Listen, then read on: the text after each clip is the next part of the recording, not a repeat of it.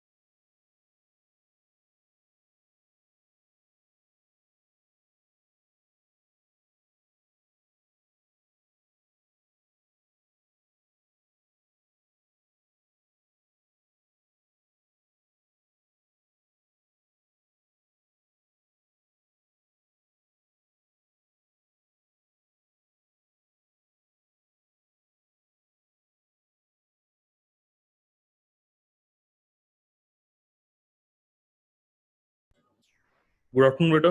Good afternoon, all of you.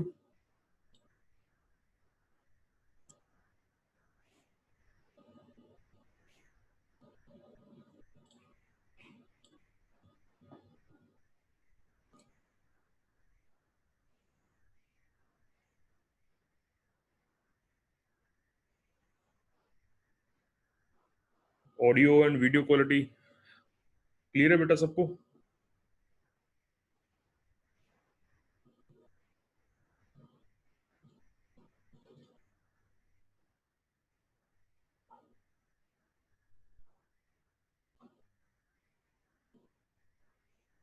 East तक complete हो चुका है बेटा सबका? लास्ट लेक्चर ईस्ट का हमारा हुआ था, वहां तक कंप्लीट आई थिंक सबका हो चुका होगा।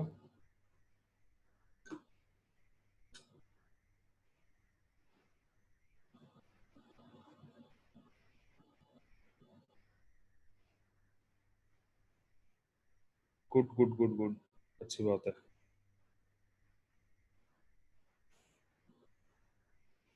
तो हम एस्कोमाइसिटीज क्लास के साथ कंटिन्यू कर रहे थे। एस्कोमाइसिटीज का फर्स्ट लेक्चर में हमने इंट्रोडक्टरी पार्ट किया था and in the next lecture हमने unicellular form of ascomycetes yeast के बारे में पढ़ा था। In this lecture we will start with the Aspergillus. Aspergillus के साथ हम स्टार्ट करेंगे।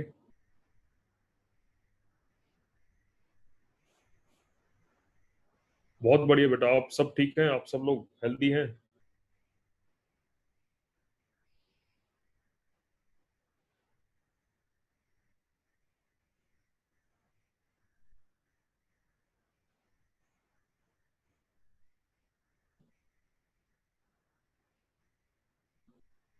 ठीक है, तो लेक्चर के साथ स्टार्ट करते हैं क्योंकि लेक्चर थोड़ा सा एग्जांपल्स के साथ बड़ा रहेगा।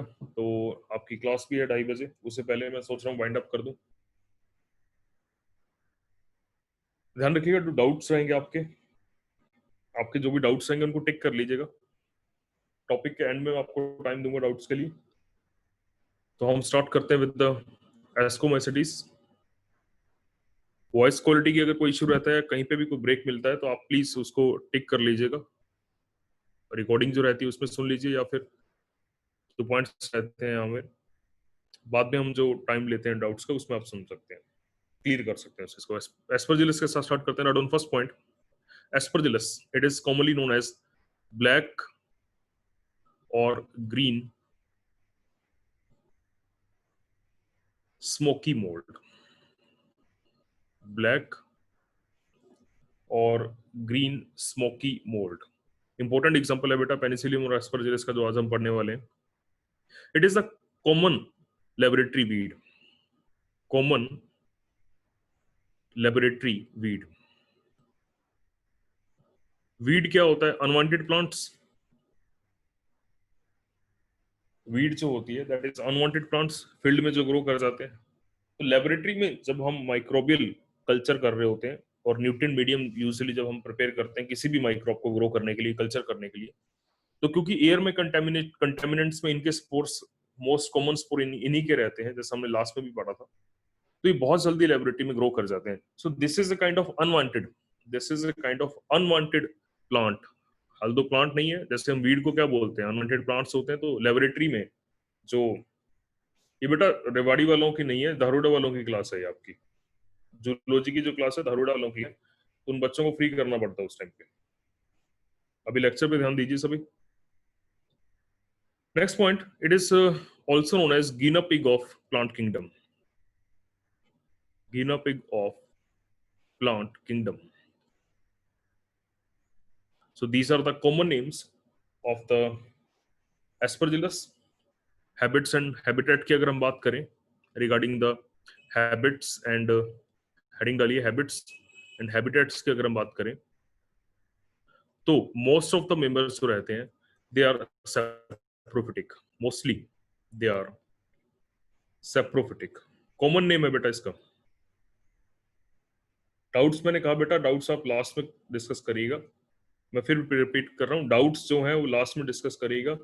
लेक्चर थोड़ा बड़ा रहता है, तो डाउट्स को आप टिक कर लिया करो। These are mostly saprophytic fungi है। Few forms are parasitic. कुछ स्पीसीज हैं जो कैसी हैं, पैरासिटिक मोड में चलती हैं। जैसे for example Aspergillus, Aspergillus fumigatus, इसकी बहुत सी स्पीसीज हम पढ़ेंगे। उनमें से जो एस्परजिलस फ्यूमिगेटस है, that is a parasitic fungi. वो कैसी है, पैरासिटिक फंजाई है। स्ट्रक्चर की बात करें, बॉडी स्ट्रक्चर, तो बॉडी स्ट्रक्चर हमने यूजुअली एस्कोमाइसिटीज के जनरल प्रैक्टिस में पढ़ ही लिया था कि जो आपका माइसीलियम रहता है that is septate and branch hyphae उसमें रहती है। इसमें जो इंपॉर्टेंट पॉइंट है बॉडी के साथ वो ये है कि जो सेल्स रहते हैं, cells of the mycelium, cells of mycelium, वो कैसे रहते हैं, मल्टी न्यूक्लिएटेड रहते हैं, multinucleated. Cells of myceliums are multinucleated and homokaryotic. Homokaryotic. What is this meaning? हमने डाइकैरियोटिक कंडीशन पढ़ी थी। डाइकैरियोटिक कंडीशन में क्या था कि दो अलग अलग सोर्सेस से आपके सेल हाइफी फ्यूज होते हैं, उन दोनों सेल्स के न्यूक्लियाई सेंटर में आ जाते हैं।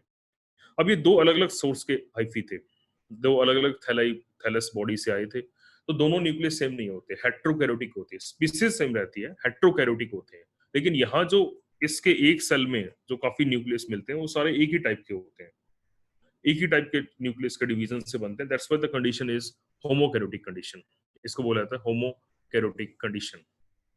रिगार्डिंग द रिप्रोडक्शन, अगर हम रिप्रोडक्शन की बात करें तो फ्रेगमेंटेशन वगैरह, वेजिटेटिव रिप्रोडक्शन तो सब में कॉमन ही रहता है with the help of fragmentation. Vegetative reproduction with the help of vegetative with the help of fragmentation, क्योंकि मल्टी सेलुलर फॉर्म है, हाइफी का एक फ्रेगमेंट अगर डिटैच होता है पेरेंट बॉडी से, it will give rise to the new body.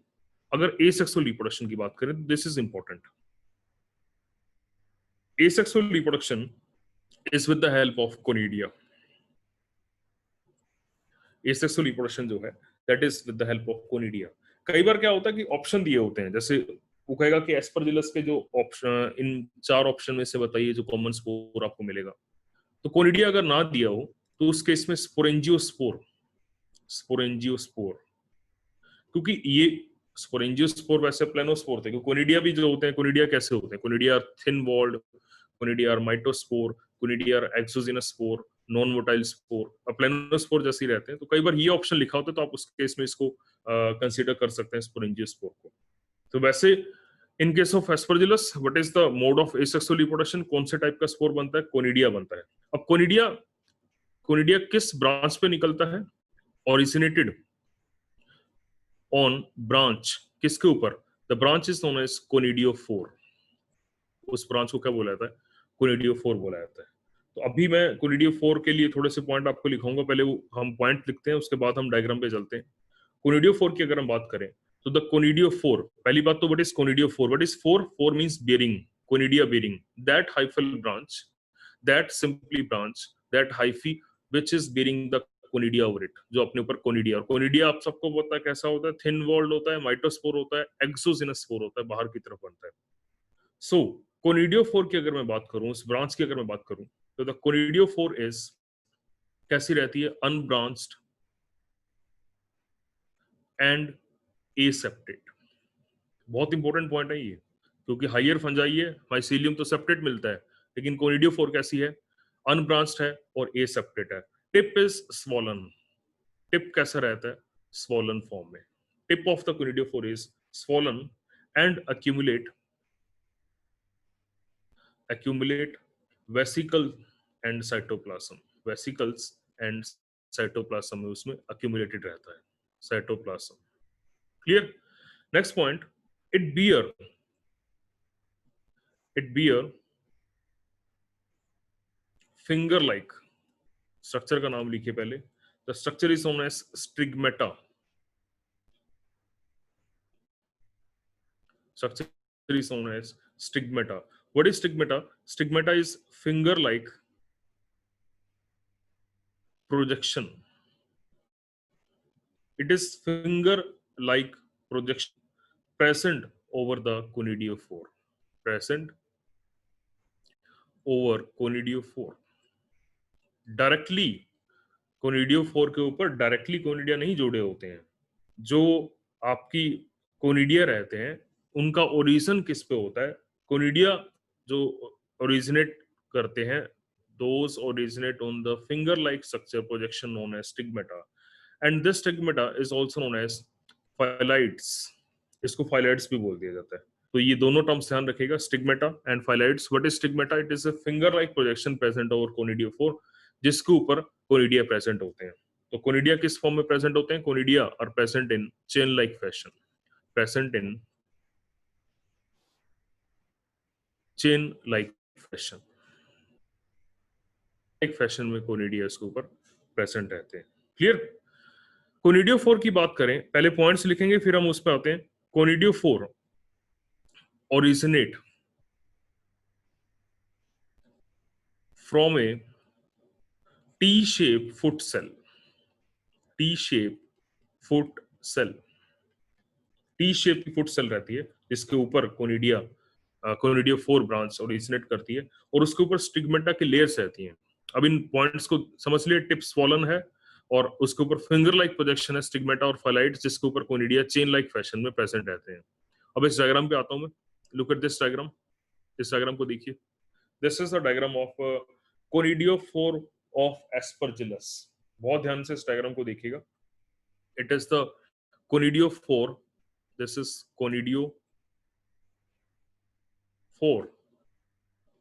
किसका? Aspergillus का। और ये इंपॉर्टेंट क्यों है? इंपॉर्टेंट इसलिए है, this is the conidiophore of your Penicillium. तो इन दोनों में डिफरेंस रहता है। पेनिसिलियम का नाम ही इसकी कोनिडियोफोर की शेप की वजह से मिलता है। खैर वो हम पेनिसिलियम में पढ़ेंगे, लेकिन लुक एट दिस डायग्राम। नीचे हाइफी पे आप देख रहे हैं टी शेप का सेल है, टी शेप जो सेल है, this is known as foot cell, जिसके ऊपर कोनिडियोफोर का ओरिजिन हो रहा है। This cell is known as foot cell. The upper end is swollen, the upper end of the conidiophore is swollen, and inside you can see these are small vesicles, vesicles are present। you can simply say vacuolated cytoplasm रहता है इसमें, vacuolated cytoplasm है। उसके ऊपर ये जो आप flask shape structure देख रहे हैं, this is the flask shape structure, this flask shape structure is known as stigmata, जिसके ऊपर अल्टीमेटली चेन लाइक फैशन में क्या प्रेजेंट रहते हैं? कोनिडिया प्रेजेंट रहते हैं। तो ये जो फ्लास्क शेप स्ट्रक्चर है, this is known as sterigmata. What is primary secondary, अभी उस पे हम आते हैं, लेकिन उसके ऊपर ये जो चेन लाइक फैशन में प्रेजेंट है, दीज आर योर कोनिडिया। ये क्या है? कोनिडिया है। तो प्राइमरी सेकेंडरी इनके ओरिजिन के बेसिस पे है, प्राइमरी सेकेंडरी इनकी प्लेसमेंट के बेसिस पे है, उनकी लेयर्स के बेसिस पे है, कि जो स्वॉलन टिप के ऊपर आप देख रहे हैं सबसे नीचे द प्राइमरी स्टिग्मेटा, उसके ऊपर वाली जो लेयर प्रेजेंट है that is known as secondary sterigmata. ऐसे टर्शियरी स्टिग्मेटा भी होता है। तो 3 लेयर तक आप स्टिग्मेटा प्रेजेंट हो सकता है। लेकिन आपसे ये क्वेश्चन कोई नहीं पूछेगा। आपसे जो क्वेश्चन पूछा जाएगा, एस्परजिलस का और पेनिसिलियम का डायग्राम पैरेलल दिया जा सकता है। ध्यान से समझिएगा। एस्परजिलस में, और जैसे हमने लास्ट केस नहीं पढ़ा राइजोपस और म्यूकर का, जो जाइगोमाइसिडीज है उसमें राइजोपस और म्यूकर के ऊपर क्वेश्चन बहुत आएंगे। आपको वर्कशीट में इस संडे तक अवेलेबल कराऊंगा, जाइगोमाइसिडीज तक की, लोअर फंजाई तक की। तो आप देखेंगे राइजोपस और म्यूकर के ऊपर क्वेश्चन आते हैं, डिफरेंसेस पे क्वेश्चन आया करते हैं। वैसे ही एस्कोमाइसिडीज में जो मेनली क्वेश्चन रहता है एग्जांपल्स पे रहते हैं, बाकी एग्जांपल्स भी इंपॉर्टेंट, और यहाँ इन दोनों में डिफरेंसेस पे क्वेश्चन रहता है। और पेनिसिलियम और एस्परजिलस में जो बहुत इंपॉर्टेंट डिफरेंस रहता है, that is the difference of their conidiophore. Conidiophore का डिफरेंस रहता है। So this is the structure of conidiophore in case of Aspergillus. Unbranch structure है जिसके ऊपर कोनिडिया प्रेजेंट रहते हैं in chain like fashion over the structure known as stigmata. Clear? ये डायग्राम मैं आपको बाद में ग्रुप में पोस्ट कर दूंगा। नेक्स्ट पॉइंट पे आते हैं। This is about the sexual asexual reproduction. अब हम बात करते हैं सेक्सुअल रिप्रोडक्शन की। तो if we talk about sexual reproduction, तो sexual reproduction is first point uncommon, ज्यादा कॉमन नहीं मिलती, क्योंकि जैसा मैंने कहा था कि हायर फंजाई में जैसे जैसे आप चलते रहेंगे वैसे वैसे सेक्सुअल रिप्रोडक्शन के चांसेस इंसिडेंस कम होते मिलेंगे। मोस्ट ऑफ द स्पीसीज, यहाँ उल्टा काम है, most of the species are homothallic. Aspergillus की ज्यादातर स्पीसीज होमोथेलिक होती है, होना उल्टा चाहिए। और ऐसा क्यों नहीं है? ऐसा इसलिए नहीं है क्योंकि इनमें सेक्सुअल रिप्रोडक्शन ज्यादा कॉमन है ही नहीं।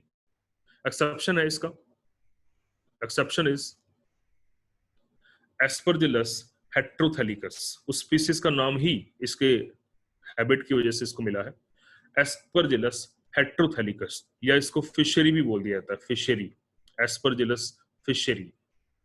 सो दिस इज द एक्सेप्शन, जो कि एस्परजिलस की स्पीसीज कैसी है, हेट्रोथेलिक है। लेकिन ध्यान रखिएगा इस पॉइंट को, इज द पॉइंट कि जो एस्परजिलस के केस में ज्यादातर स्पीसीज होती हैं वो कैसी होती हैं, होमोथेलिक नेचर की होती हैं, those are of homothallic nature. Clear. Next हम बात करें गैमेटिक कंडीशन की, तो क्योंकि यहाँ पे जो मोड ऑफ रिप्रोडक्शन है दैट इज गैमेटेंजियल कॉन्टैक्ट, अगर सेक्सुअल रिप्रोडक्शन मिलता है तो मोड ऑफ रिप्रोडक्शन क्या मिलेगा आपको, गैमेटेंजियल कॉन्टैक्ट मिलेगा। एंड गैमेट्स की, अगर हम गैमेट्स की कंडीशन की बात करें तो it is isogamous, isogamy in case of Aspergillus nidulans, in case of nidulans के केस में कैसी है, आइसोगेमी है। And anisogamy, what is isogamy? Anisogamy, the fusing gametes are different, morphologically similar or different. In case of aspergillus repens, it is your anisogamy, the condition is anisogamy. Next important point, the name of male and female reproductive organ. तो the male reproductive organ का नाम है antheridia, पहले भी हमने पढ़ा था, it is known as antheridia. Clear. जो एंथ्रीडियल ब्रांच में मिलेगा which is known as pollinodium. And the name of female reproductive organ या फीमेल गैमेटिक ऑर्गन का नाम है एस्कोगोनियम, यहां थोड़ा सा डिफरेंस है, it is known as ascogonium. Clear. Archicarp भी बोल दिया जाता है, लेकिन एस्कोमाइसिडिस के नाम पे इसको नाम मिला, वो गोनियम नहीं, ascogonium, it is known as ascogonium. And last thing, ये आपको केस ध्यान होगा, हमने एस्कोमाइसिडिस के जनरल ट्रेंड्स में पढ़ा था कि इनके अंदर ये यू माइसिड का, यू एस्कोमाइसिडिस का मेंबर है, मींस इसके अंदर एस्कोकार्प मिलेगा। तो एग्जांपल में आपको ध्यान होगा कि एस्कोकार्प जो पेनिसिलियम और Rhizo, in case of Aspergillus जो एस्कोकार्प मिलता है दैट इज क्लिस्टोथीशियम टाइप।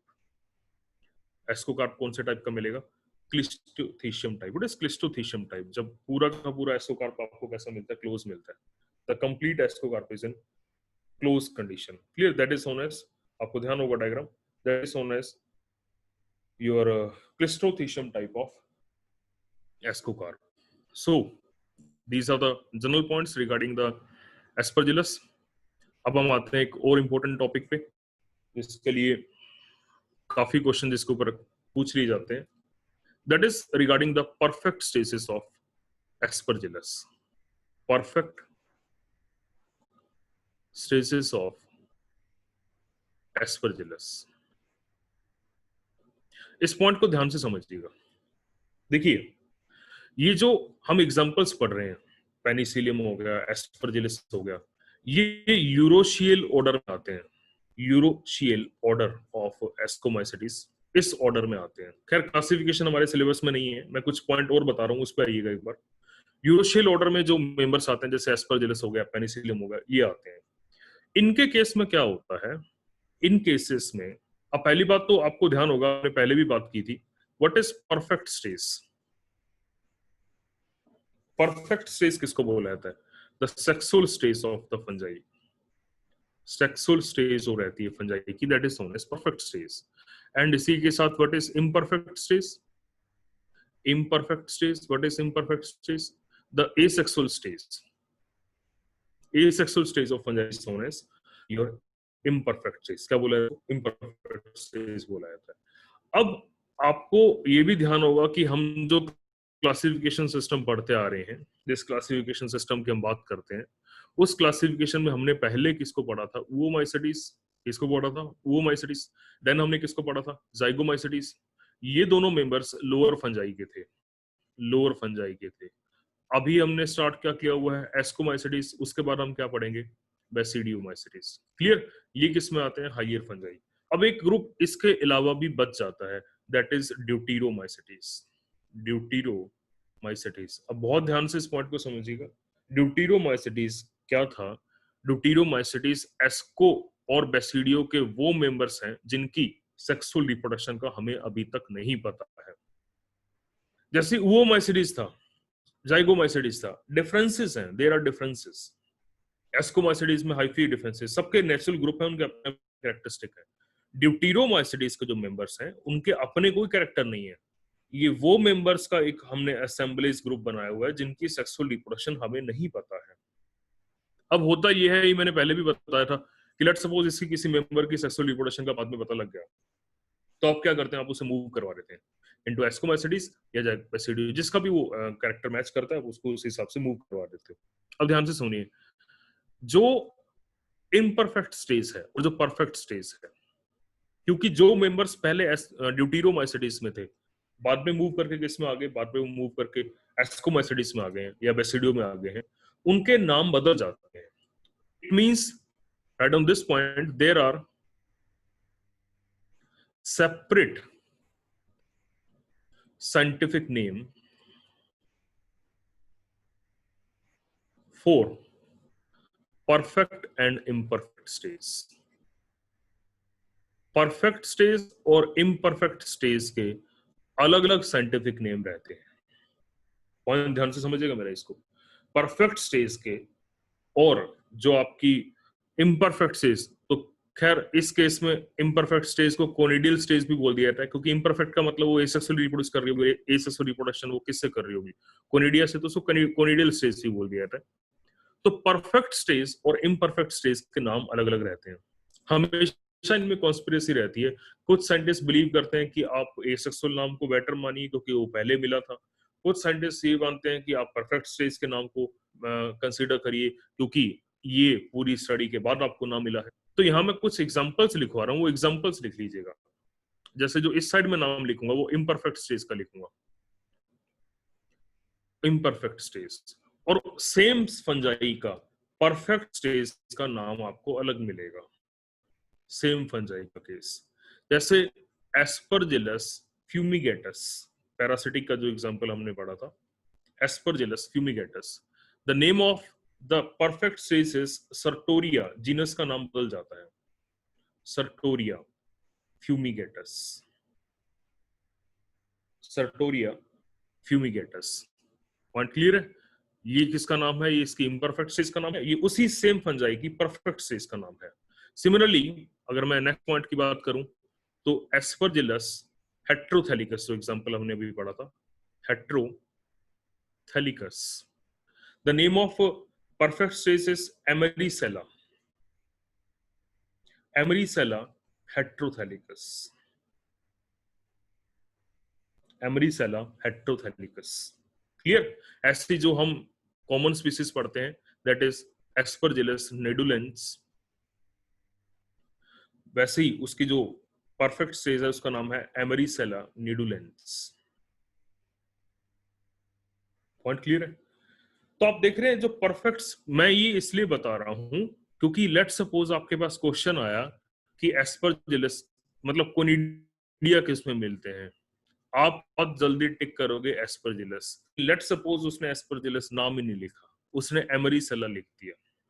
अब आप कंफ्यूज हो गए कि आपको ना तो एस्परजिलस मिल रहा है, ना आपको पेनिसिलियम मिल रहा है, एस्कोमैसिडिस के बाकी मेंबर्स भी नहीं मिल रहे, तो आप किसको देखोगे?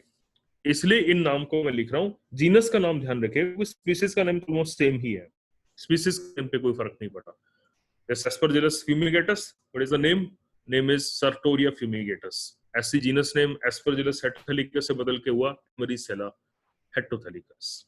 क्लियर? तो इस एग्जांपल को बहुत ध्यान से समझिएगा कि जो परफेक्ट स्टेज रहती है और जो इम्परफेक्ट स्टेज रहती है उन दोनों में डिफरेंस रहता है, बोथ आर डिफरेंट स्ट्रक्चर।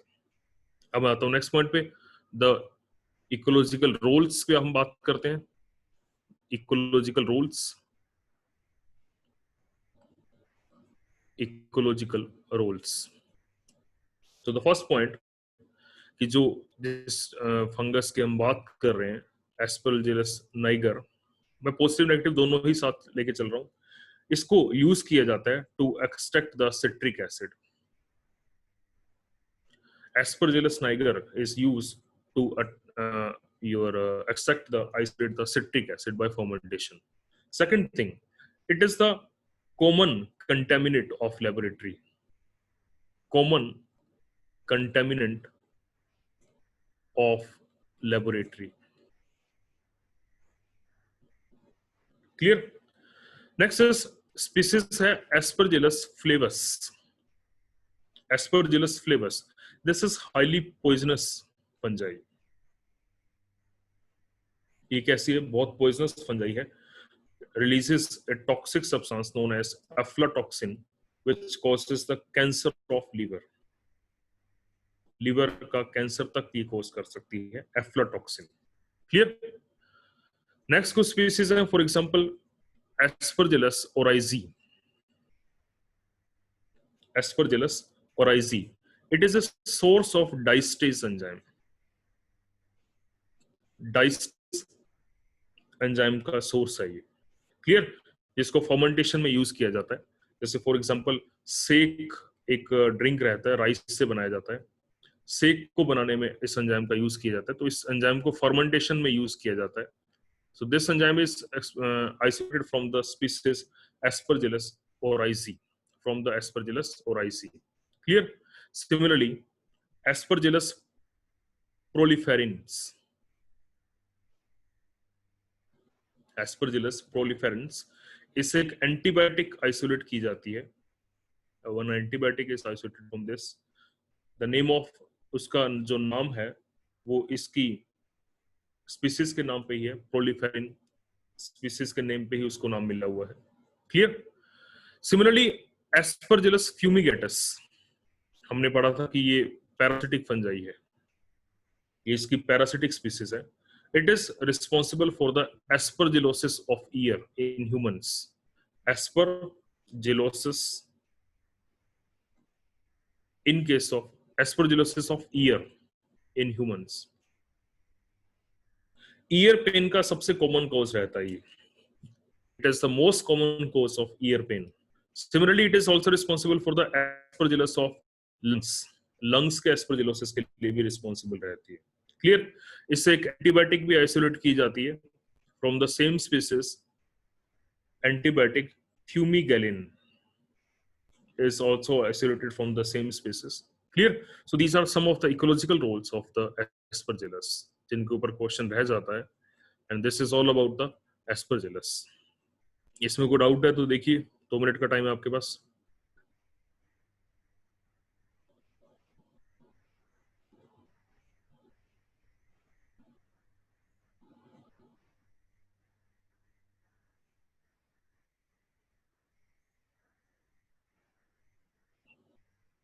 हेट्रोथैली का मतलब होता है बेटा जो अलग अलग जेनेटिकली अलग अलग थैलस से गैमेट्स आ रहे हैं, उसको हेट्रोथैलिज्म बोल दिया जाता है. मतलब इसको आप ऐसे कह सकते हो, जो हम bisexual term, unisexual term animals में यूज करते हैं, यूनिसेक्सुअलिज्म के लिए आप हेट्रोथैलिक यूज कर सकते हो.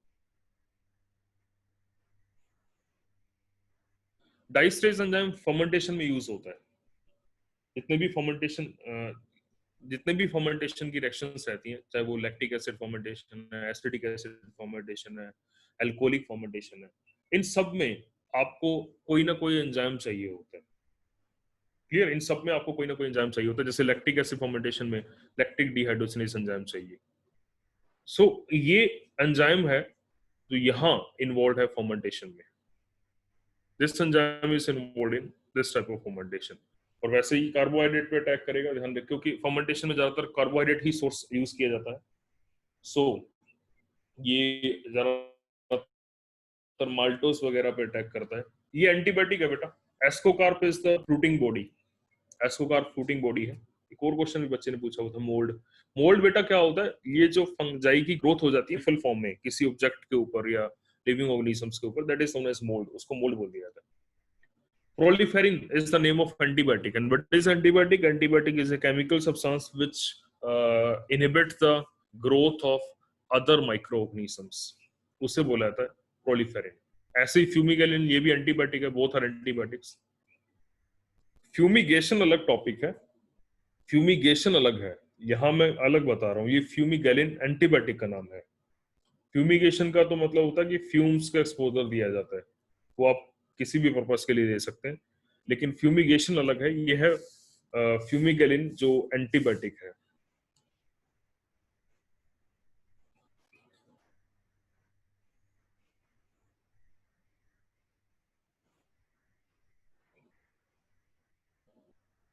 कंटेमिनेंट ऑफ लेबोरेटरी का मतलब ऐसे समझिए इसको, जैसे फॉर एग्जांपल, चलो आपको लेबोरेटरी का भी आइडिया नहीं रहेगा, फॉर एग्जाम्पल आपने घर में कभी देखा होगा कि अचार डाला, ठीक है, तो आप देखते हैं शुरू में कि वो घर वाले बोलते हैं कि इसको बंद रखना, एक बार हवा का एक्सपोजर नहीं मिलना चाहिए, ढक्कन पूरा टाइटली बंद रखना। वो क्यों होता है? वो इसीलिए होता है कि जो हवा में स्पोर्स प्रेजेंट होते हैं, फंजाई के या दूसरे माइक्रोब्स रहते हैं, उनको तो एक मीडियम चाहिए होता है। अब स्पोर क्या होता है? स्पोर हवा में जो घूम रहा होता है उसको क्या चाहिए? लाइक कोनिडिया लगा लो, कोनिडिया हवा में रिलीज कर दिया गया, इसे क्या चाहिए?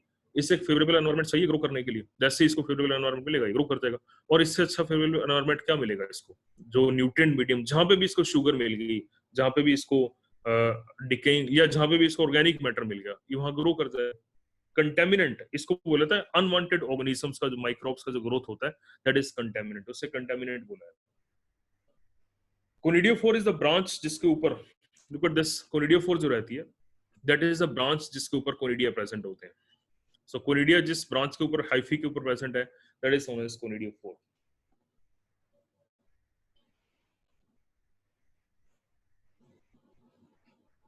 लास्ट पॉइंट क्या लिखा था?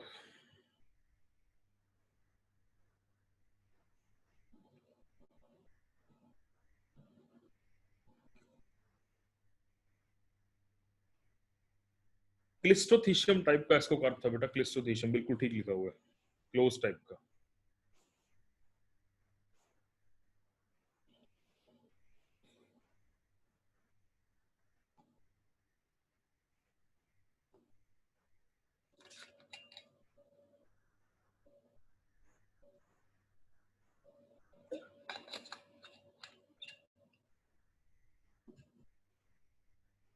नेक्स्ट मूव करें बेटा, क्योंकि डिस्कवरी अलग अलग टाइम पे हुई है ना। अगर मान लो एक ही टाइम पे डिस्कवरी हुई होती, लेट सपोज आपकी परफेक्ट स्टेज और इम्परफेक्ट स्टेज एक ही टाइम पे डिस्कवर हुई है, तब तो समझ में आता है कि आप इसको एक ही नाम दे दो। लेकिन एक साइंटिस्ट ने आज उसे डिस्कवर किया, और फिर बाद में उसने देखा कि भाई ये तो, जो मान लो इसके सेक्सुअल स्टेज को ढूंढते ढूंढते 10 साल लग गए, तो ये जो फर्स्ट साइंटिस्ट था, इसने भी तो डिस्कवरी की है, काम तो इसका भी रहेगा। ये कहेगा मेरा नाम रहना चाहिए, क्योंकि फर्स्ट डिस्कवरी तो इसी की है ना। कि पहला नाम कौन देता है? जिसने सबसे पहले डिस्कवरी की होती है, फर्स्ट नेम तो वही देता है। तो अलग अलग नाम, सेम साइंटिस्ट नहीं है ना, सेम साइंटिस्ट होते तो समझ में आता है, अलग अलग नेम रहते हैं। एस्पेरोसिस ऑफ लंग तो इन्फेक्शन है बेटा, एलर्जिक रिएक्शंस रहती है, जिसमें बॉडी के अंदर, मतलब लंग्स के केस में है तो फिर म्यूकस प्रोडक्शन ज्यादा हो जाएगा, ब्लॉक हो जाएंगी आपकी ईयर चैनल्स, फाइब्रस टिश्यू भी ग्रो कर सकता है। खैर इसके सिम्टम्स हमारे यहाँ पे सिलेबस में नहीं है बेटा।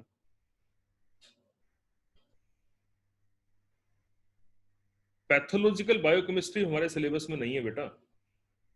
How fumigatus affect year and lungs, pathological, अगर पैथोलॉजिकल सिम्टम्स या बायोकेमिस्ट्री या पैथोफिजियोलॉजी हम पढ़ने लगे तो फिर कहां से कंप्लीट होगा? हमारे सिलेबस में नहीं है। आपको जो जितना मैटर दिया जा रहा है आप इतना भी कर लोगे तो गनीमत है बेटा। जो एग्जांपल जैसे ये इनमें से एक दो एग्जांपल्स इंपॉर्टेंट है, मैं लास्ट में हाईलाइट कर दूंगा, वो आपको ध्यान रखने हैं।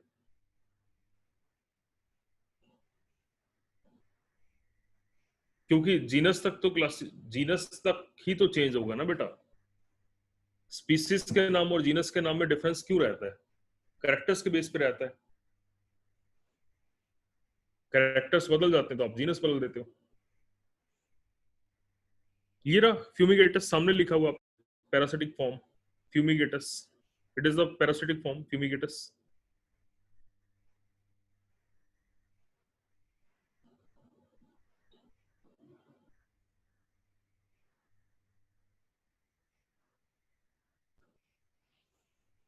सेम जीनस में आप रखोगे, लेट्स सपोज कि आपने सेम जीनस में रख दिया, स्पीसीज बदल दी, तो कैरेक्टर तो सारे सेम ही रहे, कैरेक्टर्स तो सारे सेम ही रहे ना।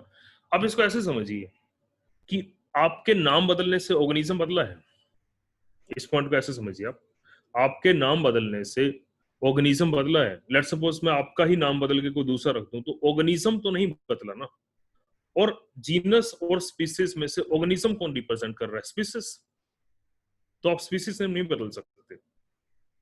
जीनस और स्पीसीज में से हमने पढ़ा था टेक्सोनॉमिकल हायरार्की में कि किसकी एग्जिस्टेंस रहती है, किसकी एग्जिस्टेंस, फिजिकल एग्जिस्टेंस किसकी है, दैट इज ओनली स्पीसीज, इसकी फिजिकल एग्जिस्टेंस है, बाकी किसी की भी फिजिकल एग्जिस्टेंस नहीं है। क्लियर बेटा? नेक्स्ट मूव करते हैं। पेनिसिलियम हेडिंग डालिए, और नेक्स्ट ऑर्गेनिज्म पेनिसिलियम।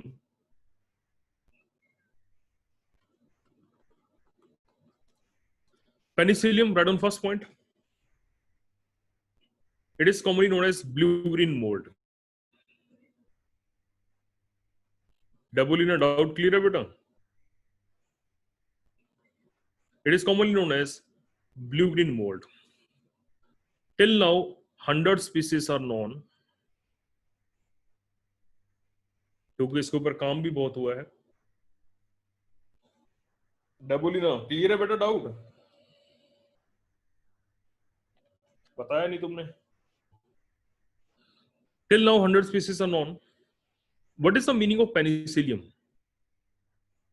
चलो इसके बाद 5 मिनट में बात करते हैं, इसके बाद इस टॉपिक की बात करते हैं, बड़ा टॉपिक बाइंड अप कर लो, उसके बाद बात करते हैं।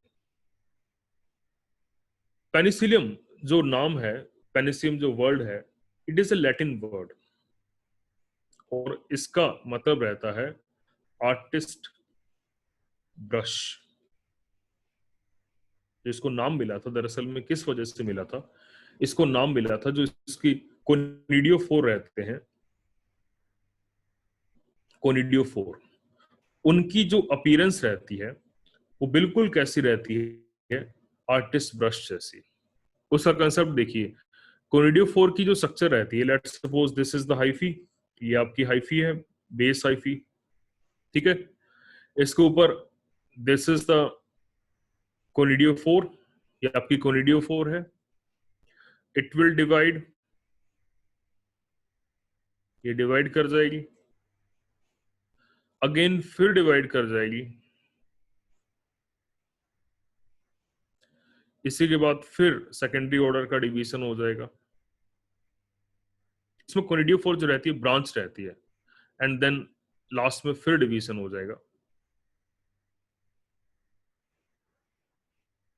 और इनके ऊपर आपको चेन लाइक फैशन में क्या मिलेंगे, over the structure chain like fashion में आपको कोनिडिया मिलते हैं इन स्ट्रक्चर के ऊपर।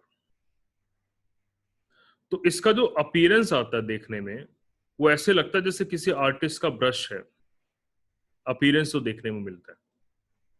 इस वजह से इसको नाम क्या दिया गया, the name Penicillium was given, क्योंकि पेनिसिलियम का लिटल मीनिंग जो रहता है that is artist brush,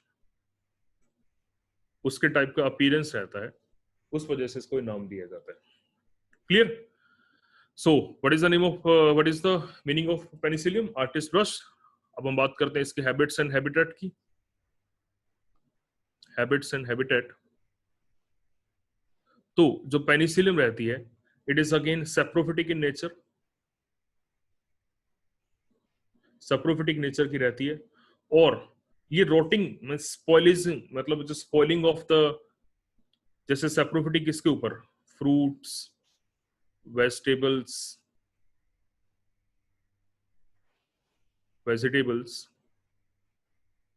paper, textile,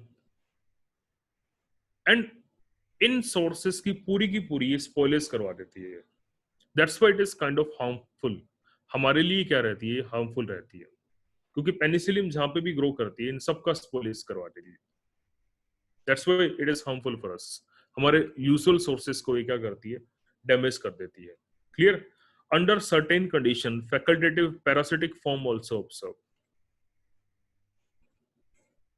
facultative parasitic forms are also observe under certain condition, ये कंडीशन भी आपको मिलती है। बॉडी की बात करें तो बॉडी जो रहती है इसमें, रिगार्डिंग द बॉडी, तो बॉडी तो एस्कोमाइसिटीज में सब में आपको क्या मिलेगा, सेपरेट ब्रांच हाइफी मिलेगी, लेकिन जो सेल्स रहते हैं माइसीलियम के, those are uni to multinucleated, and this is the difference. क्योंकि आपने देखा था एस्परजिलस के केस में सिर्फ मल्टी न्यूक्लिएटेड कंडीशन थी, this is the difference from Aspergillus.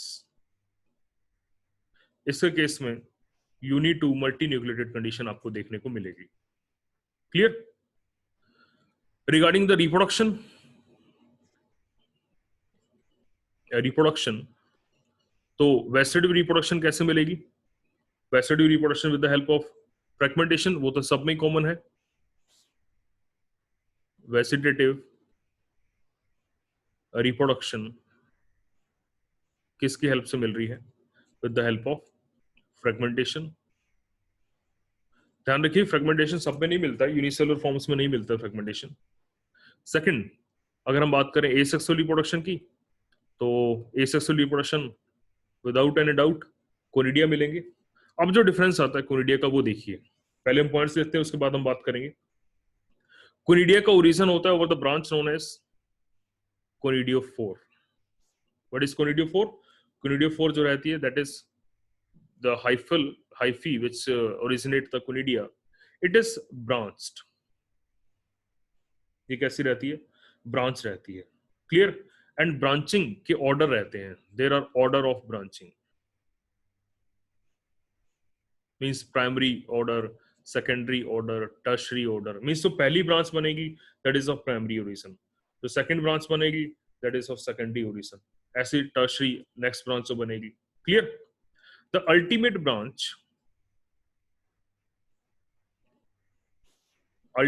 branch which carry the stigmata, what is stigmata? जिसके ऊपर कोनिडिया बनेंगे, which carry stigmata is known as medullae। ultimate branch which carry the stigmata is known as medullae। क्या बोला जाता है इसको? medullae। over the medullae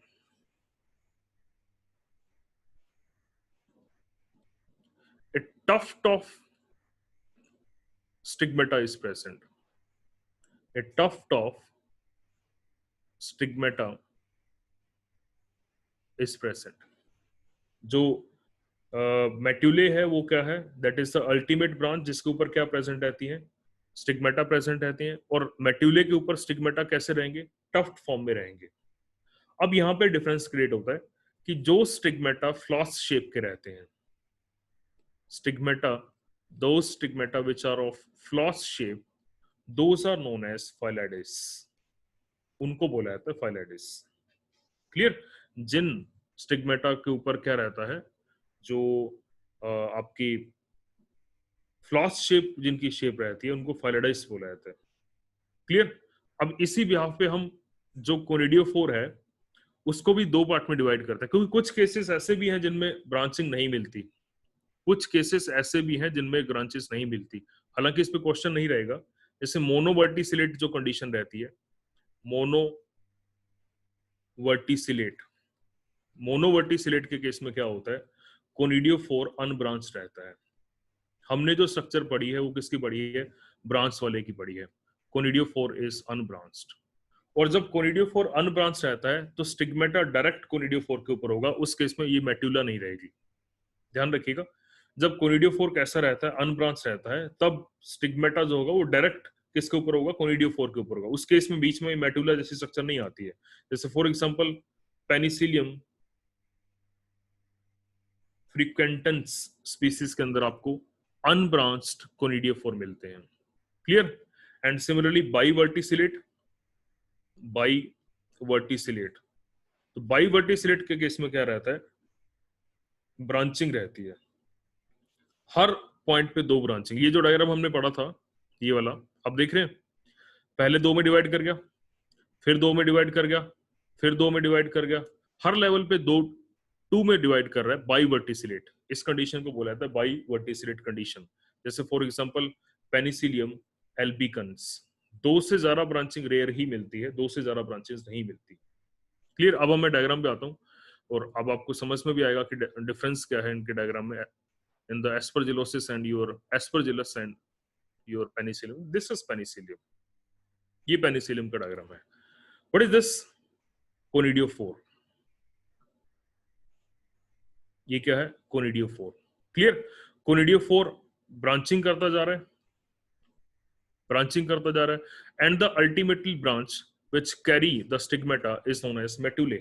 उसको क्या बोला जाता है? मेट्यूले बोला जाता है। ठीक है। मेट्यूले के ऊपर आपको क्या मिलेंगे, स्टिग्मेटा मिलेंगे, और stigmata are known as phialide. अगर उनकी शेप कैसी है, you can see the shape is flask shape. अगर उनकी शेप कैसी है, फ्लॉस्ट शेप है, तो it is known as phialide. Clear?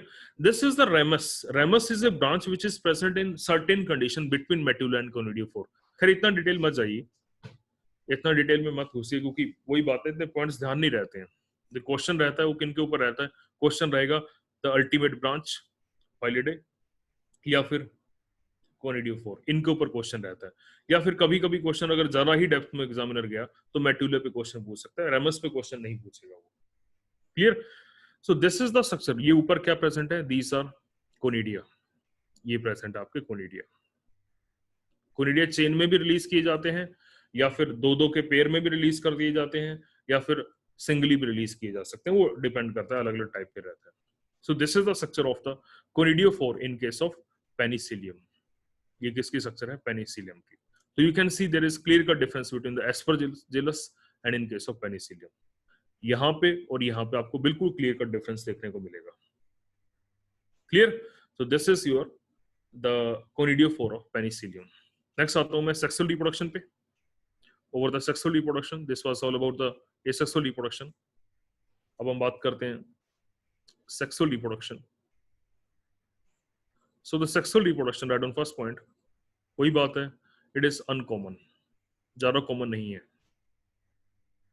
Sexual reproduction ज्यादा कॉमन नहीं है। कब मिलेगी? इन अनफेवरेबल कंडीशन। अनफेवरेबल कंडीशन में आपको सेक्सुअल रिप्रोडक्शन देखने को मिलेगी। क्लियर? तो मोस्ट ऑफ द केसेस में आपको होमोथैलिज्म मिलेगा। मोस्ट ऑफ द मेंबर्स आपको कैसे मिलेंगे, होमोथैलिक मिलेंगे। जैसा एस्परजिलस में था, यहाँ पे भी आपको कैसा मिलेगा, होमोथैलिस मिलेगा। इसका भी एक्सेप्शन है, पेनिसिलियम लुटियम, एल है, Penicillium luteum, it is a heterothallic species. ये कैसी है, हेटेरोथैलिक स्पीसीज है। क्लियर? नेक्स्ट हम बात करें तो what is the type of your ascocarp, cleistothecium type, क्योंकि ये ऑलरेडी टर्म हम कर चुके हैं। एस्कोकार्प की जो टाइप है that is cleistothecium type of ascocarp is present. So this is about the sexual reproduction and general characters। अब हम बात करते हैं इसके इकोलॉजिकल रोल्स की। इकोलॉजिकल रोल्स की अगर मैं बात करूं तो पेनिसिलियम के ऊपर स्टार डाल दीजिएगा, क्योंकि इसके इकोलॉजिकल रोल एस्परजिलस से ज्यादा इंपॉर्टेंट है।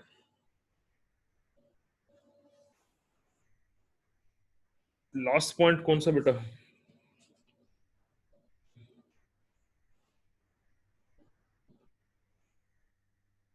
चलिए एक बार इसके बाद में देख लेंगे। इकोलॉजिकल रोल्स पे, इकोलॉजिकल रोल्स ऑफ पेनिसिलियम के हैं, ये ज्यादा इंपॉर्टेंट है एज कंपेयर टू एस्परजिलस। इसके ऊपर स्पेशली मेंशन कर दीजिएगा, क्योंकि एस्परजिलस और पेनिसिलियम में से पेनिसिलियम का diagram biverticillate condition, biverticillate condition, this is biverticillate condition, एल्बिगन्स में मिलती है। What is biverticillate condition? You can see, आप देख रहे हैं जब भी डिवीजन हो रही है हमेशा वो दो में डिवाइड कर रहा है, कोई भी ऐसी जगह नहीं है जहां वो तीन में डिवाइड कर रहा हो। This is known as biverticillate condition. इसको बाइवर्टिसिलेट कंडीशन बोला जाता है। क्लियर? एल्बिगन के अंदर मिल रहा है। तो इकोलॉजिकल रोल्स पे आते हैं।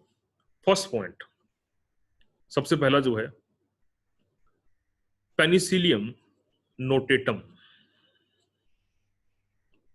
पेनिसिलियम नोटेटम, पेनिसिलियम नोटेटम वो स्पीसीज है इन विच फ्लेमिंग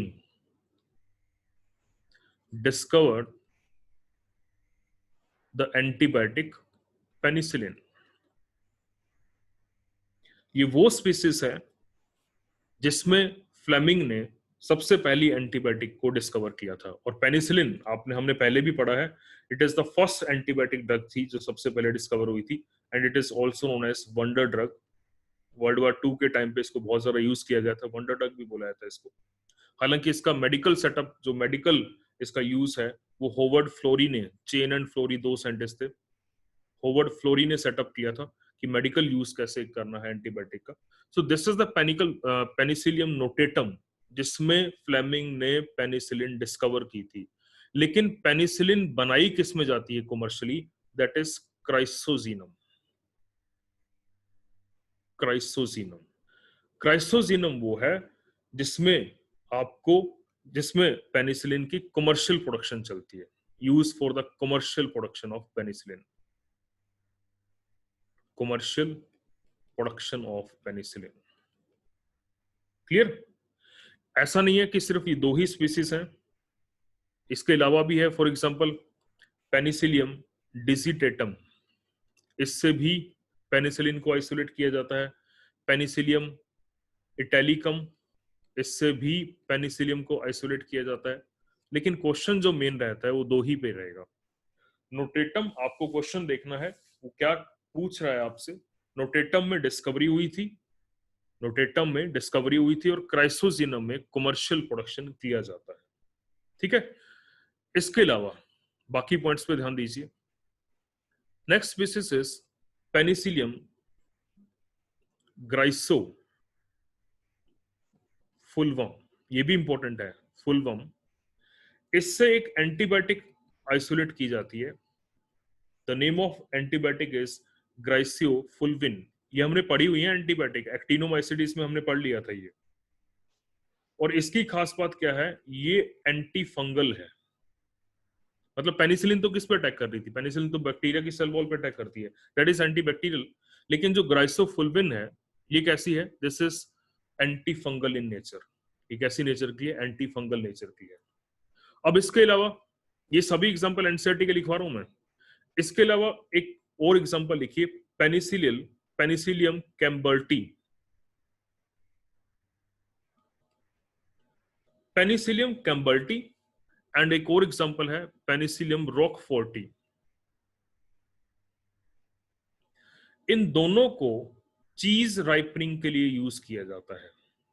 चीज राइपनिंग के लिए, both are used for the cheese ripening. Cheese बनने के बाद उसको स्पेशल फ्लेवर देने के लिए राइप किया जाता है। Clear? So this is the species which is used for the cheese ripening. दोनों एनसीईआरटी के एग्जांपल है, मैं फिर बता रहा हूं। इसमें नहीं दिया हुआ, +2 में दिया हुआ है, लेकिन एनसीईआरटी में है। Penicillium camemberti and Penicillium roqueforti. इसके अलावा जो हमने पेनिसिलियम क्राइसोजीनम का केस पढ़ा था, ये हार्मफुल स्पीसीज है। ये ज्यादातर स्पॉइलेज एक्टिविटीज में इन्वॉल्व रहती है। जो हमने शुरू में पढ़ा था कि ये स्पॉइलेज कॉज करवाते हैं, तो उसमें जो स्पीसीज इन्वॉल्व रहती है दैट इज पेनिसिलियम क्राइसोजीनम है या फिर पेनिसिलियम रूब्रम है, ये इन्वॉल्व रहते हैं। Clear? So these are the different species and different ecological roles जो हम पेनिसिलियम के यूज में लेके आते हैं। सो ये आपके दो बहुत इंपॉर्टेंट एग्जांपल थे एस्कोमाइसिडीज के, जिनको हम डिटेल में स्टडी करते हैं। 3 एग्जांपल्स को हम डिटेल में स्टडी करते हैं। पहला ईस्ट हमने किया, सेकंड हमने किया योर एस्परजिलस, एंड थर्ड हमने एग्जांपल पढ़ा पेनिसिलियम। अब जो हम एग्जांपल पढ़ेंगे वो सारे के सारे वो हैं जो एनसीईआरटी में शायद 2-3 का नाम दिया हुआ है, लेकिन उनके डिसीजेस ही हमें पढ़ने हैं। उनकी ज्यादा डिटेल हमें स्टडी नहीं करनी है, सिर्फ डिसीजेस के बारे में हम पढ़ेंगे। क्लियर? उन एग्जांपल्स पे आ रहा हूं मैं। एग्जांपल बाइंड अप करने के बाद मैं आपसे आपके डाउट लेता हूं। तो 2 एग्जांपल हमने पढ़े, one is your Aspergillus and the second is your Penicillium. अब मैं बाकी एग्जांपल्स पे आता हूं, एक एक करके हम उनको डिस्कस करते हैं। The first example is एरिसिफे।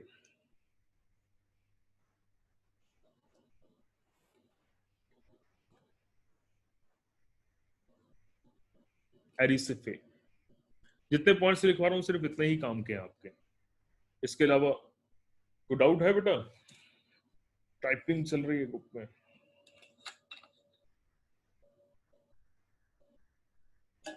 हाँ बेटा, ईस्ट का तो मैं लेक्चर दे चुका हूं ना आपको। आपको मिला नहीं है ईस्ट का लेक्चर?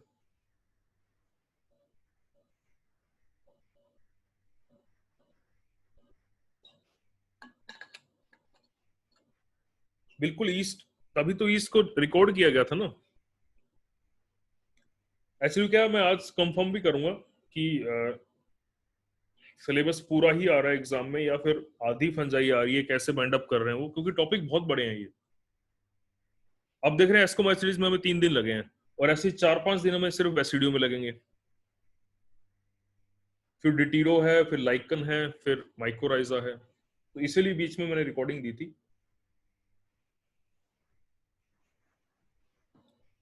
उसको वहीं से कवर करना है। डाउट आप पूछ सकते हैं, कोई भी दिक्कत होगी तो।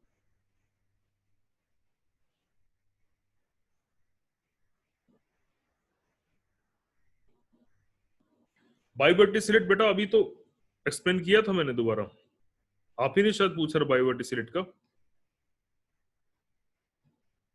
लुक एट दिस डायग्राम, चलो यहां मत समझो, देखो बाइवर्टिसिलेट क्या होता है। बाइवर्टिसिलेट को ऐसे समझिए कि let's suppose this is hyphae conidiophore, ठीक है, ये आपका कोनिडियोफोर है।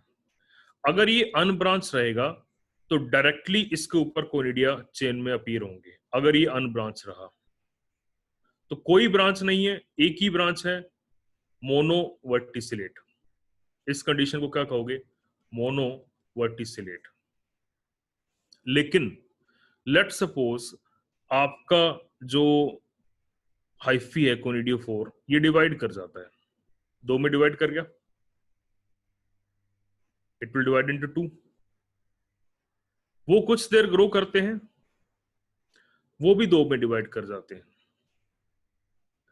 फिर वो ब्रांच कुछ देर ग्रो करती है, वो भी दो में डिवाइड कर जाती है। ऐसे ये कुछ देर ग्रो करती है और ये भी दो में डिवाइड कर जाता है। हर पॉइंट पे जो दो की डिवीजन चल रही है ना, इसको बाइवर्टिसिलेट बोला जाता है, biverticillate condition. This is known as biverticillation. Clear है बेटा? Metulae is the ultimate branch. अब इसमें देखिए ध्यान से, अगर मान लो इस डायग्राम को मैं रब करता हूं, यहां पे इस ब्रांच के ऊपर स्टिग्मेटा प्रेजेंट है, इसके ऊपर आपका फ्लास शेप स्टिग्मेटा प्रेजेंट है, ठीक है, और उस स्टिग्मेटा के ऊपर क्या आगे? कोनिडिया आगे। अगर उस स्टिग्मेटा के ऊपर क्या आगे? कोनिडिया आगे। तो अल्टीमेट ब्रांच जिसके ऊपर कोनिडिया बन रहे हैं, दैट इज नोन एज मेट्यूले, उसको मेट्यूले बोला जाता है। अल्टीमेट ब्रांच जिसके ऊपर कोनिडिया बनते हैं, जिनके ऊपर कोनिडिया का ओरिजिन होता है।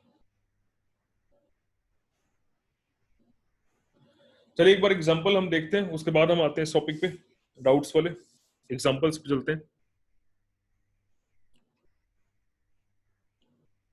और बहुत इंपॉर्टेंट एग्जांपल्स हैं, जिनको इंपॉर्टेंट होगा मैं मेंशन करा दूं। Erysiphe, Erysiphe is a obligate ectoparacyte. It is obligate ectoparasite of herbaceous flowering plant, herbs flowering plant, छोटे साइज के जो एनुअल प्लांट रहते हैं, हर्बेशियस फ्लावरिंग प्लांट। और इंपॉर्टेंट पॉइंट क्या है? It is responsible for the disease powdery mildew. अब ये टर्म आप बहुत जगह पढ़ोगे, पाउडरी मिल्ड्यू, आपने पहले भी पढ़ा था। पाउडरी मिल्ड्यू हमेशा होस्ट बदलता है, हर केस में क्या होगा? होस्ट बदलेगा। It is responsible for the powdery mildew. अलग अलग स्पीसीज हैं, for example in case of cheese, in case of cucurbits, जैसे यहाँ पे कुकर बिट्स का एक लीफ दिखाया गया है, ठीक है। इसके अलावा इट इज ऑल्सो वीट के केस में भी रहते हैं, राई बार्ली के केस में भी रहते हैं, वहां अलग अलग स्पीसीज हैं। मैं उतना डिटेल नहीं कर रहा हूं। ये एरिसिफिक है। हम पहला हमने ईस्ट किया है, ध्यान से सुनो। फर्स्ट हमने ईस्ट किया है, सेकंड हमने एस्परजिलस किया है, थर्ड हमने पेनिसिलियम किया है। अब जो बचे हुए एग्जांपल्स हैं, उनके इंपॉर्टेंट पॉइंट्स में डिस्कस कर रहा हूं। ये फोर्थ एग्जांपल है एरिसिफे, एंड इसका फर्स्ट पॉइंट क्या था? एरिसिफे जो है, it is a obligate ectoparasite of herbaceous flowering plant which is responsible for the disease powdery mildew. किस केस में? चीज, कुकरबिट्स, व्हीट एंड बार्ले, इनके केस में it is responsible for the powdery mildew. Powdery mildew के लिए responsible है। हर case में अलग अलग स्पीसीज रहेगी, ये जीनस का नाम है। जैसे अगर मैं वीट की बात करूं तो एरिसिफे ग्रामिनिस this species is responsible for powdery mildew in case of wheat. Clear? एरिसिफे पॉलीगनी in case of cheese. लेकिन क्या है कि मैं इतना डिटेल में डिस्कस नहीं कर रहा हूं, मैं सिर्फ मेन पॉइंट्स की बात कर रहा हूं इसमें। Clear? This is the fourth example Erysiphe.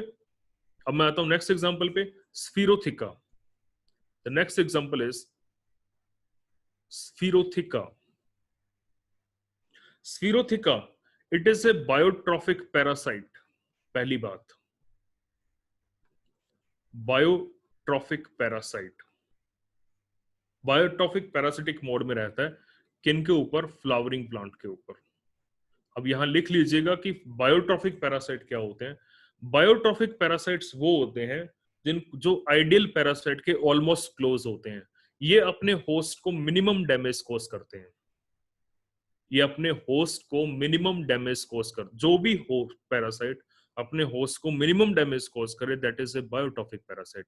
अब डिसीज ये भी कौन सा कॉज करता है? It is also responsible for powdery mildew. अब इसमें आप देख रहे हैं दोनों केसेस में, आपने पाउडरी मिल्ड्यू के आप दोनों केसेस देखिए। एक व्हाइट कलर की हाइफल मास जो है लीफ के ऊपर ग्रो कर रहा है, देख रहे हैं आप इस कंडीशन में। ये डायग्राम इसीलिए ड्रॉ किया जाता है कि व्हाइट कलर का एक हाइफल मास लीफ के ऊपर या प्लांट के ऊपर ग्रो कर जाता है in case of powdery mildew. And it is responsible for powdery mildew again in case of cucurbits. Cucurbits को इन्फेक्ट करता है और इस केस में भी ऐसा ही रिलेशन आता है। व्हाइट कलर की कोटिंग आ जाती है फंगल हाइफी की वजह से। Clear?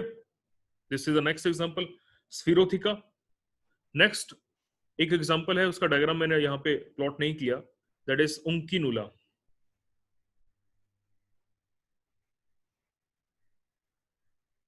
Inquinilla, it is also a obligate parasite. Obligate parasite है and it is responsible for the powdery mildew. आपको बेटा इनके निमोनिक्स बनाने पड़ेंगे हर के, तभी ध्यान रहेंगे ये। हालांकि वैसे क्या होता है मैं बताता हूं आपको, चलो लास्ट में बात करते हैं। Powdery mildew in case of grape wine. Grape wine के केस में it is responsible for the powdery mildew, और ये पैरासाइट ऐसा है कभी कभी पूरी की पूरी क्रॉप को डैमेज कर देता है। बहुत बार ऐसा होता है कि this parasite is responsible for the complete destruction of the crop, क्योंकि हर बार क्या होता है pathogen is responsible for 30% damage, 40% damage, अलग अलग केसेस रहते हैं। इस केस में कभी कभी पूरी की पूरी फसल भी खराब हो जाती है। नेक्स्ट एंड इंपॉर्टेंट एग्जांपल है न्यूरोस्पोरा। बहुत इंपॉर्टेंट एग्जांपल है न्यूरोस्पोरा का। Neurospora, it is commonly known as red और pink bread mould. commonly it is known as red or pink bread mold. इसका एक एक पॉइंट इंपॉर्टेंट है, it is commonly known as Drosophila of plant kingdom. Drosophila of plant kingdom क्यों? क्योंकि बहुत use किया जाता है किसमें? जेनेटिक्स के एक्सपेरिमेंट्स में। देखिए जेनेटिक्स के एक्सपेरिमेंट्स में मॉडल ऑर्गेनिज्म के लिए ड्रोसोफिला को यूज किया जाता है, फ्रूट फ्लाई को। वैसे प्लांट्स में जो क्रॉसिंग ओवर हम न्यूरोस्पोरा को जेनेटिक्स में पढ़ेंगे, टेट्राड एनालिसिस के टाइम पे मैंने बताया भी था, कल भी आपको ध्यान होगा मैंने आपको बताया था कि जो ये रहता है आपका एस्कस रहता है, उसमें एस्की की जो अरेंजमेंट रहती है वो ऑर्डर्ड एंड अनऑर्डर्ड रहती है।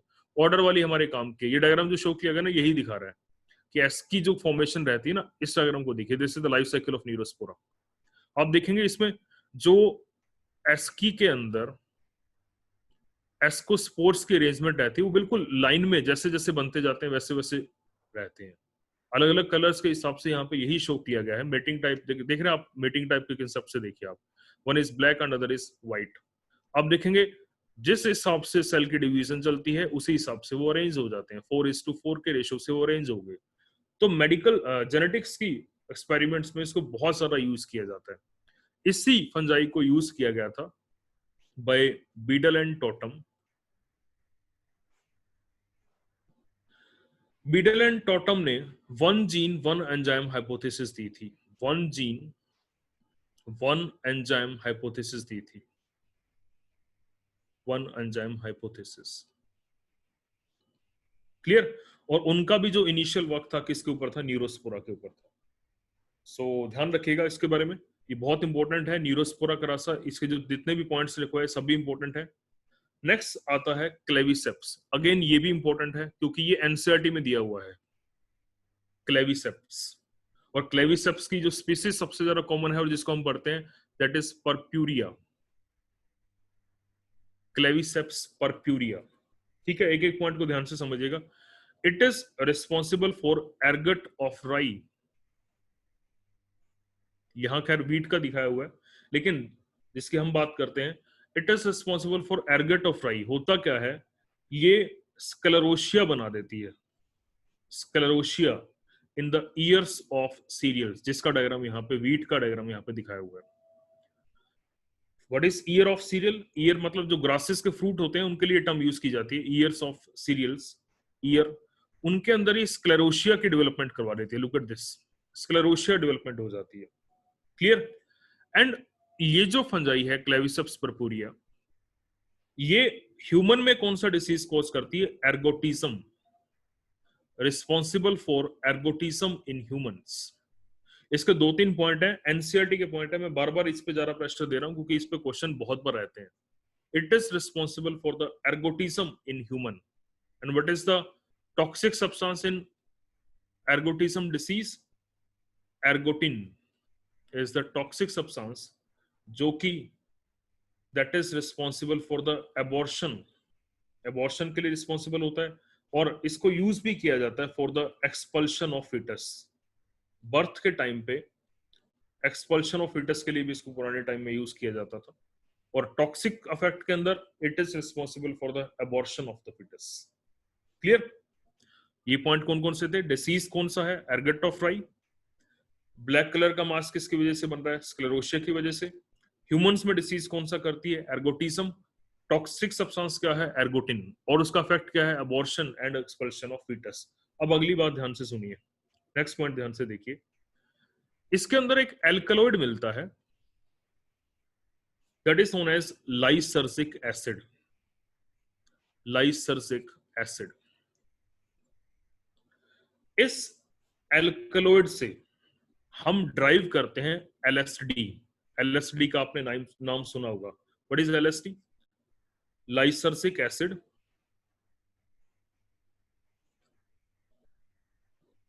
Dimethyl amide, di lysergic acid dimethyl amide, LSD. LSD का इंपैक्ट क्या है? एलएसडी हेल्यूसिनेशन करवाती है, हेल्यूसिनेशन।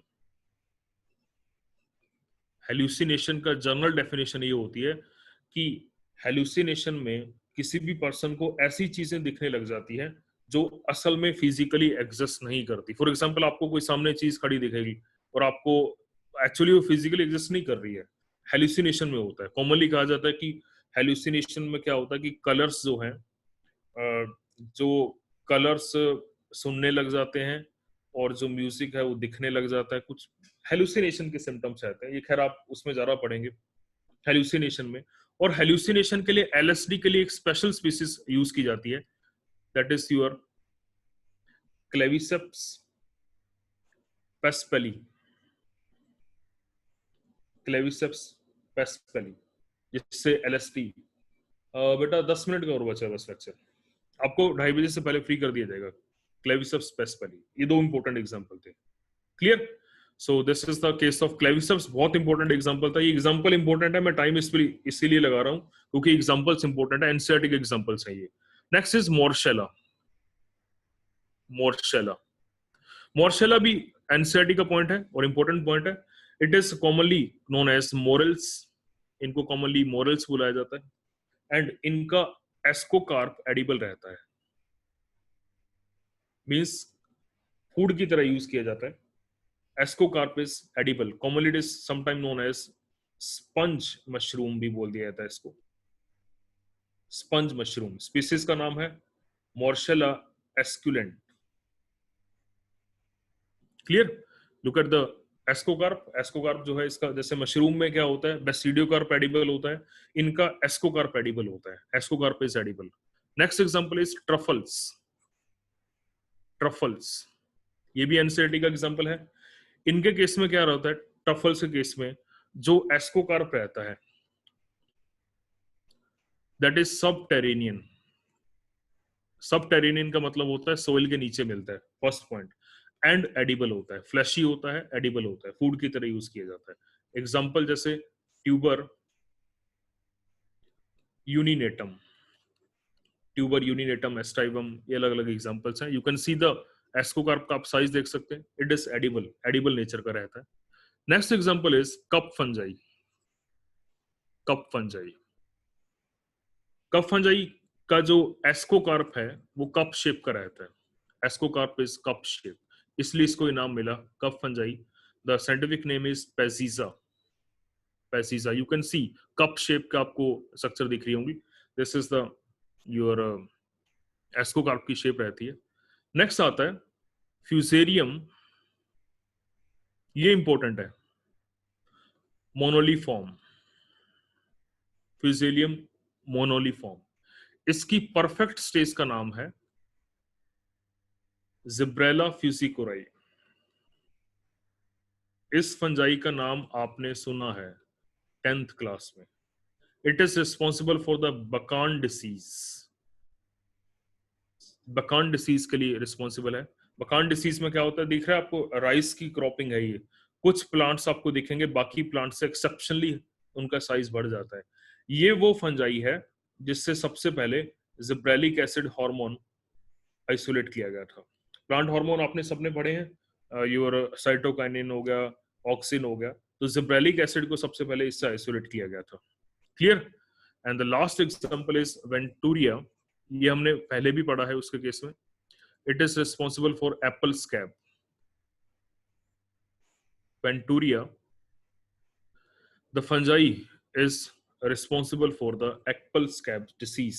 इसके अलावा, एप्पल के अलावा, it also affect the cherry, cherry और पियर वगैरह में भी इफेक्ट रखती है। So these are the examples. एक और है, लिख ही लो एग्जांपल वो भी, एरिमोथीशियम गोसिपी। एरिमोथीशियम गोसिपी, या इसको असभ्य गोसिपी भी बोल दिया जाता है, असभ्य गोसिपी।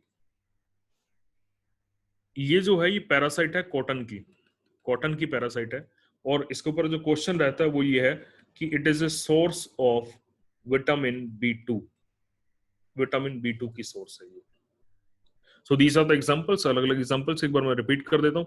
द फर्स्ट एग्जांपल जो हमने पढ़ा Erysiphe, which is responsible for the powdery mildew. Then हमने पढ़ा example Sphaerotheca, again powdery mildew cucurbits के लिए रिस्पॉन्सिबल है। Uncinula, powdery mildew in grape vine. Neurospora, Drosophila of plant kingdom. Claviceps purpurea, ergot of rye, इससे LST isolate की जाती है, बहुत इंपॉर्टेंट क्वेश्चन है। Morchella, morels, edible ascocarp. Similarly truffles, edible ascocarp, subterranean रहते हैं, soil के नीचे रहते हैं। Peziza, cup shape ascocarp, cup fungi. Fusarium moniliforme, और इस फ्यूसेरियम मोनोलीफॉर्म में क्वेश्चन इसके ऊपर रहता है, जिब्रेला फ्यूसिकुराई के ऊपर। So this is the responsible for bakanae disease, gibberellic acid इससे आइसोलेट किया था। वेंटूरिया एप्पल स्कैब डिसीज के लिए, and last is Ashbya gossypii for the source of vitamin B2. So this is all about the ascomycetes. In the next lecture we will start with basidiomycetes. अभी जिसके जो doubt है you can ask your doubt.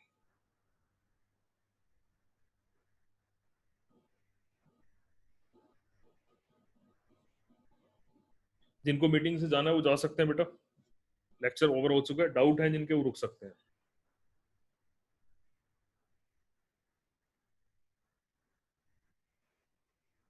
Ergotism, जो एर्गोटीन ये disease है ना, क्या होता है कि जो ह्यूमंस इस इन्फेक्टेड सीरियल्स को कंज्यूम कर जाते हैं, जो ह्यूमंस जो होते हैं वो इन्फेक्टेड जो आपके सीरियल्स रहते हैं इनको कंज्यूम कर जाते हैं, उनमें ये डिसीज होता है, एर्गोटिज्म, एर्गोटिज्म रहता है। फंगल कंटामिनेशन है ये एक टाइप की।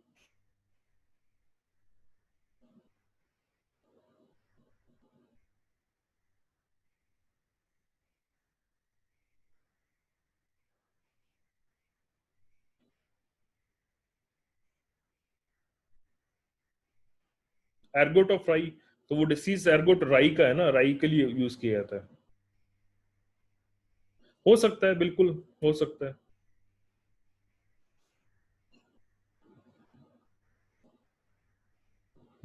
उस पॉइंट पे मैं बेटा आता हूँ। मोर्शेला की स्पीसीज थी एस्कुलेंटस। कहाँ गया वो डायग्राम, ये रहा एस्कुलेंटस।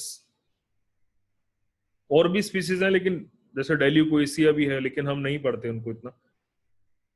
मोर्शेला एस्कुलेंटस। जो आपका पॉइंट था कि आपने स्पीसीज का नाम बदला, जीनस का नाम क्यों नहीं बदला, तो देखिए ऐसा होता है, इसको ऐसे समझिए,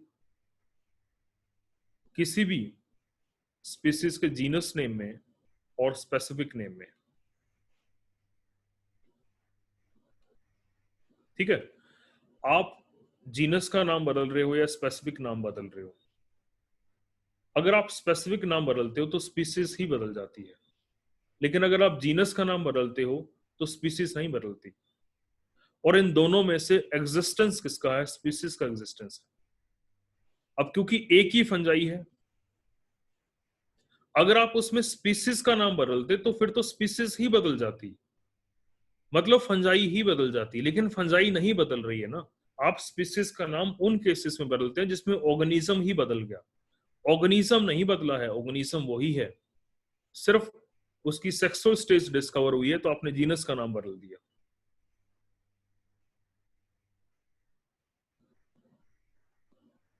ड्रोसोफिला, ड्रोसोफिला जो रहती है वो एक इंसेक्ट है बेटा, ड्रोसोफिला।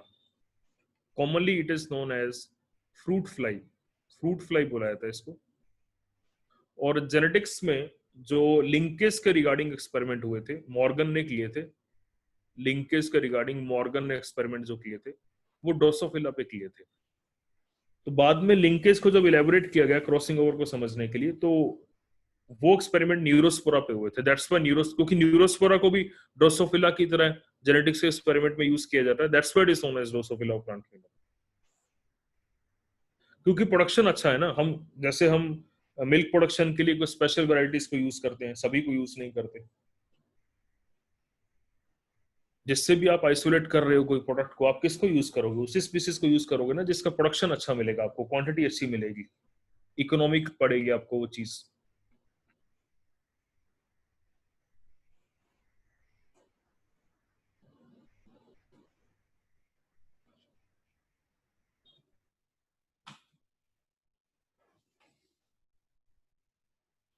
हाँ बिल्कुल, पहले तो इम्परफेक्ट स्टेज डिस्कवर हुई थी ना। पहले जो स्टेज डिस्कवर हुई थी वो तो इम्परफेक्ट थी। सेक्सुअल रिप्रोडक्शन का बाद में पता लगा, तभी तो आपने मूव करवाया। अगर आपको पहले ही सेक्सुअल रिप्रोडक्शन पता होती तो आप उसको पहले ही उठा के किसके साथ रखते? आप उसको पहले ही उठा के बेसिडियो मैसिडी एस्को के साथ रखते। लेकिन क्योंकि पहले सेक्सुअल रिप्रोडक्शन का पता नहीं था तो आपने उसको रख दिया किसके साथ? एस्को, सॉरी, ड्यूटीरो के साथ। बाद में पता लगा तो आपने इसको मूव करवा दिया।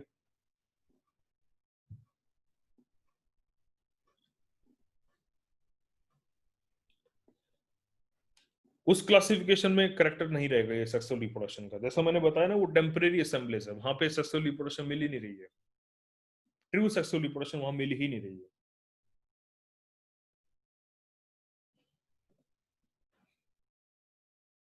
अपीयरेंस का बेटा डिफरेंस है बेटा।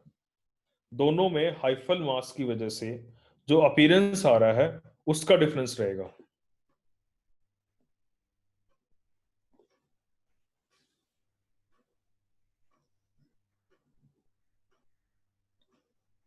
ये तो आपने शायद पर्नोस्पोरा के साथ पढ़ा था ना।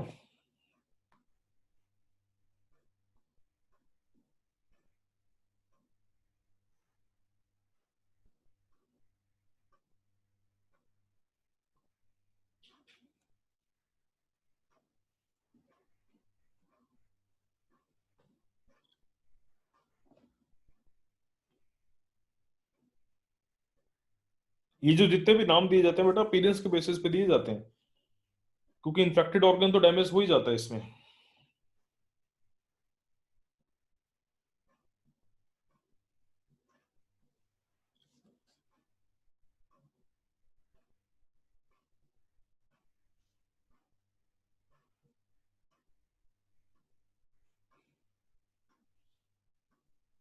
नहीं नहीं, डिसीज नहीं है ये। आप ये कह सकते हैं एक टाइप की ड्रग है ये। ड्रग एडिक्शन में आप पढ़ोगे, एक टाइप की ड्रग है। और इसके अलावा भी क्या होता है, जो जो रिलीजियस कंसर्न्स रहते हैं, जो रिलीजियस ओकेजन्स रहते हैं उनमें स्पेशल ओकेजन्स पे इसको यूज किया जाता है। कुछ पर्टिकुलर मतलब ट्रेडिशंस में एलएसडी को यूज किया जाता है, वो जानबूझ के हेलुसिनेशन करवाते हैं। कुछ जगह पे इसको स्प्रे भी किया जाता है एक इम्पैक्ट बनाने के लिए, क्योंकि जैसा मैंने कहा ना, ये सुपर नेचुरल सा एक इम्पैक्ट हो गया। लेट सपोज आपको सामने खड़ा कोई एक आदमी दिख रहा है और असल में रजिस्ट नहीं कर रहा, तो आप ऐसा माहौल बनाना चाह रहे हैं जानबूझ के, तो हो सकता है कुछ उसका उन तरह का रोल हो। तो that is a kind of misuse, although misuse ही रहता है वो।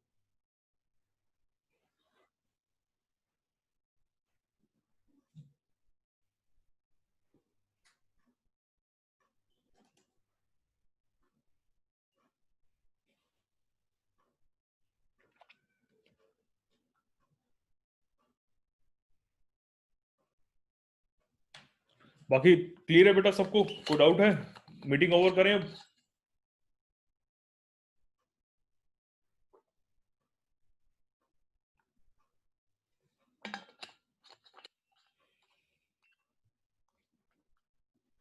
दिस शुड बी हाँ, ये एथिक्स पे बात आ गई बेटा। ये बायोलॉजी का हमारा काम नहीं है, ये जो है ये एथिकल हो गया। रुकना तो बहुत कुछ चाहिए।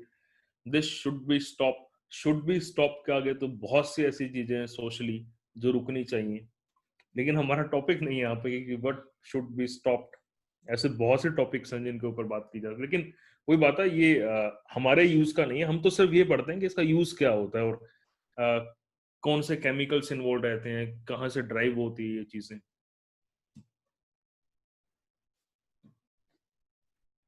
ठीक है बेटा, मैं मीटिंग ओवर कर रहा हूँ अभी।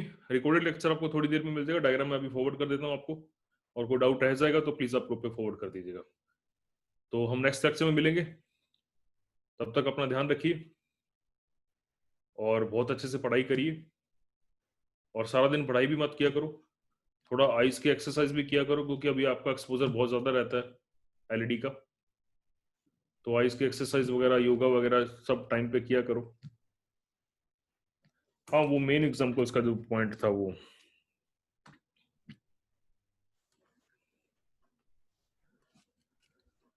जो ये वाले जो एग्जाम्पल थे, इनमें तो मैंने बता ही दिया था कि एस्परजिलस के केस में, एस्परजिलस और पेनिसिलियम के केस में, एस्परजिलस के जो ये वाला पॉइंट है, देखो एस्परजिलस के केस में एक तो ये वाला पॉइंट, होमोथेलिसम वाला पॉइंट, क्योंकि क्या होता है हम जल्दी के चक्कर में हेटेरोथेलिसम को टिक कर देते हैं।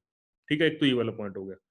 दूसरा जो ये वाला पॉइंट है, इसका जो डिफरेंस था ये वाला डायग्राम का, ये जो डिफरेंस है, ये आपको ध्यान रखना है कि पेनिसिलियम और इनके अपीयरेंस में डिफरेंस कैसा है, ये आपको ध्यान रखना है। दूसरा पॉइंट ये हो गया।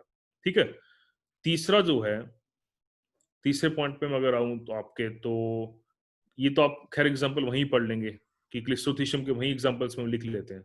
ये वाला कि एमरीसेल और सर्टोरिया, ये जो है, ये सिर्फ इतना ध्यान रखना, एमरीसेल और सर्टोरिया जो है ये परफेक्ट स्टेज के नाम है एस्परजिलस के, स्पीसीज का नाम तो बदल ही नहीं रहा।